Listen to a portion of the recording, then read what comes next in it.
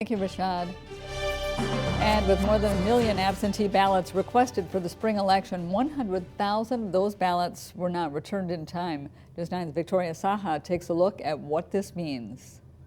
There was no doubt that the push for absentee ballots would be greater this year because this past election was held during a pandemic. And even though the voter turnout was a lot higher than previous years, thousands of voters who requested absentee ballots never sent them in.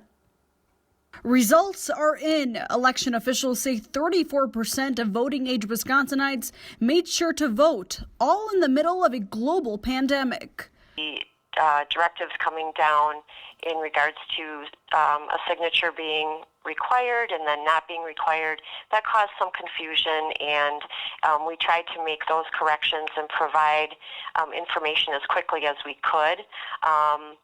So that's one thing that provided us with some challenges. More than 1.5 million of you voted, and 71% of ballots were absentee. A total of 1,285,109 absentee ballots were requested, but 167,781 did not come back by the cutoff time.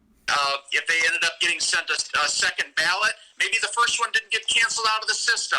You know, there are odd things like that happen during an election that municipal clerks are just trying to catch up with now that the election is finally done. Or folks just did not meet the absentee ballot deadline.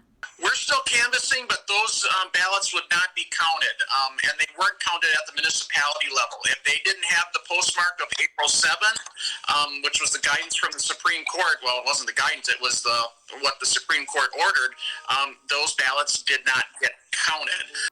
Talk with some folks who didn't feel they had enough time to return the ballot and chose to go to the polls and vote, which, you know, we welcome them wholeheartedly and provided them with a safe space to do that.